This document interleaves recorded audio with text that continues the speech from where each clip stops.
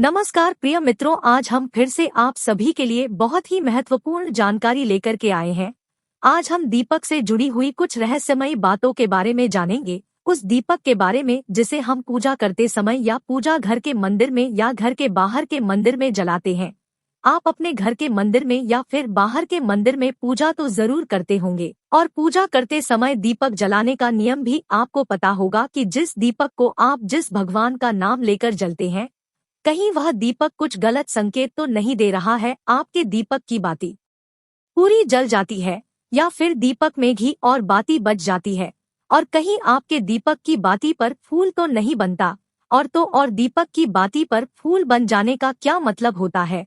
तो क्या आप जानते हैं कि दीपक की बाती का पूरा जल जाना और बच जाना क्या संकेत देता है?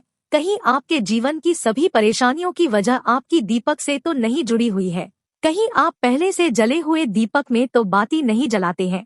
और क्या आपकी पूजा का दीपक पुराना है या नया? आखिर कितने सालों से उस दीपक का इस्तेमाल कर रही हैं? कहीं आपकी तो आदत नहीं है थोड़े दिनों के बाद दीपक को बदल देने की? तो दोस्तों, आपको जानकर हैरानी होगी कि आप अपने पूजा घर के मंदिर में दीपक जलाते समय अगर यह गलती करते हैं तो आपको इसका परिणाम भुगतना ही होगा। और दीपक की बाती का पूरा जल जाना और बाती का बच जाना भी अलग अलग संकेत देता है, जो हमारे लिए जानना बहुत जरूरी है। तो इन्हीं सब बातों को जानने के लिए इस वीडियो में अंत तक हमारे साथ बने रहिएगा। दोस्तों, जब हम पूजा करते हैं तो हमारा दीपक कभी कभी अचानक से बुझ जाता है और कभी कभी ऐसा होता है कि हमारी पूजा होने के बाद हम उस दीपक को भगवान के सामने जला छोड़ देते हैं, लेकिन कुछ समय के बाद में दीपक खुद ब खुद बुझ जाता है और उसमें अधजली बाती और घी बचा रह जाता है। और कभी कभी तो हमारे दीपक की बाती पूरी जल जाती है और उसमें फूल भी बन जाता है।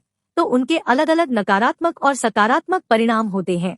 तो सबसे पहले यह जानते हैं कि अगर हमारे दीपक में फूल बन रहा है तो इसका क्या मतलब होगा। प्रिय मित्रों, अगर हमारे दीपक की बाती में फूल बन रहा है तो इसका सीधा सा मतलब है कि भगवान ने हमारी प्रार्थना को स्वीकार कर लिया है और वह हमारी पूजा से प्रसन्न है।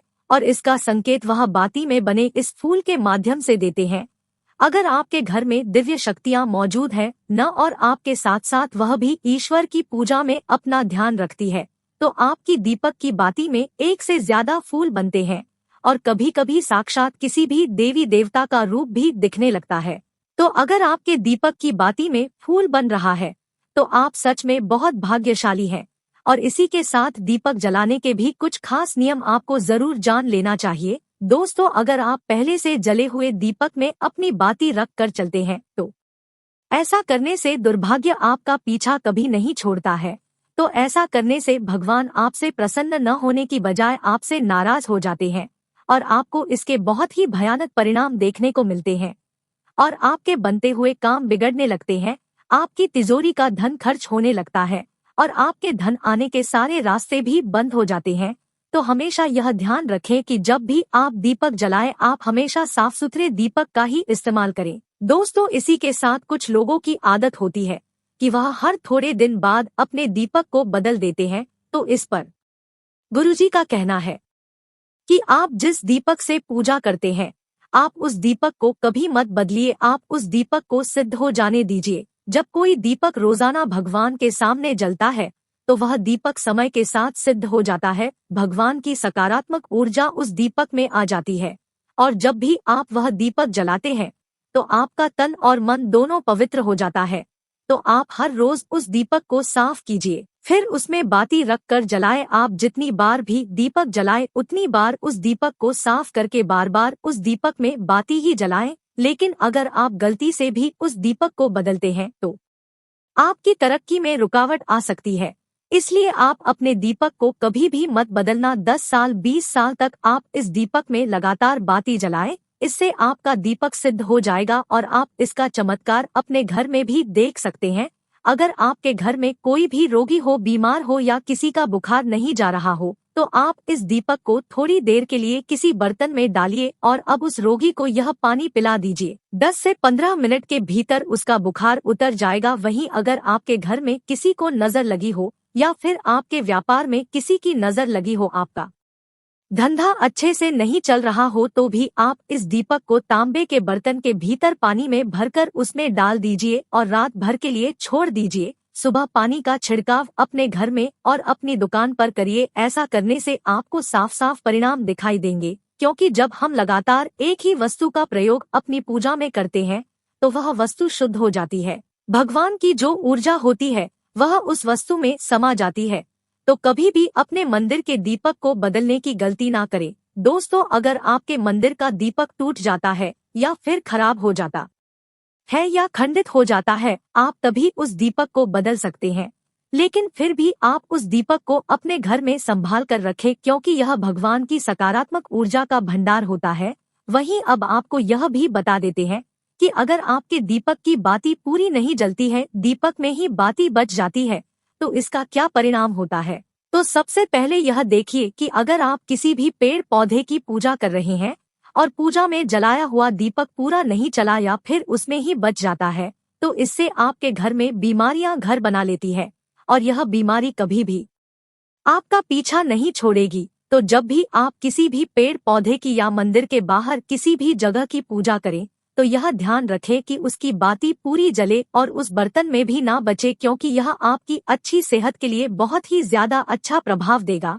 वहीं अगर आपके घर के मंदिर में दीपक की बाती पूरी नहीं चलती है, पूजा करते समय दीपक बार बार बुझ जाता है, तो जरूर आपके घर में नकारात्मक ऊर्जा का वास है और यह आपकी पूजा में विघ्न डालने का काम करती है। दोस्तों, हमारे घर में अगर कोई बुरी शक्ति होती है या फिर कोई ऐसी ऊर्जा होती है जो यह नहीं चाहती कि आपके घर में भगवान की कृपा हो और आपके घर में सकारात्मक ऊर्जा हो, तो यह आपकी पूजा सफल नहीं होने देती है।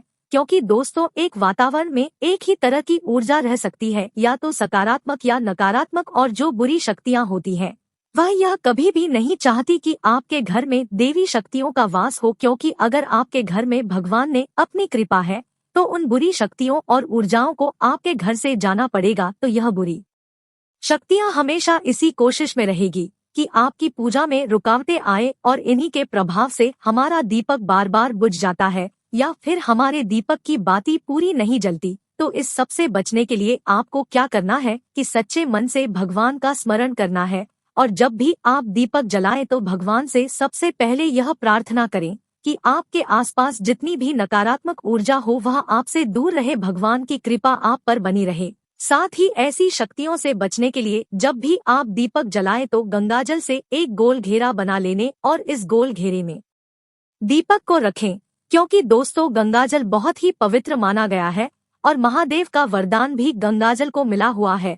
तो गंगाजल में सबसे पहले तो कोई भी बुरी शक्ति प्रवेश नहीं कर सकती, इसलिए कभी भी गंगाजल खराब नहीं होता और गंगाजल हर तरह की ऊर्जा को सकारात्मक ऊर्जा में बदल देता है। और अगर आप गंगाजल से बने हुए गोल घेरे में दीपक को रखेंगे तो यह आपकी पूजा में किसी भी शक्ति को बढ़ने नहीं देगा और कोई भी नकारात्मक शक्ति आपकी दीपक को बुझा नहीं पाएगी और आप अपनी पूजा संपन्न कर पाएंगे और देवीय शक्तियां भी आपके जीवन में अपनी कृपा और आशीर्वाद बनाए रखेगी। तो दोस्तों, उम्मीद करते हैं कि आपको हमारे द्वारा बताई गई यह जानकारी पसंद आई होगी। तो वीडियो को लाइक करें और कमेंट में हर हर महादेव जरूर लिखें। आज के लिए बस इतना ही, मिलते हैं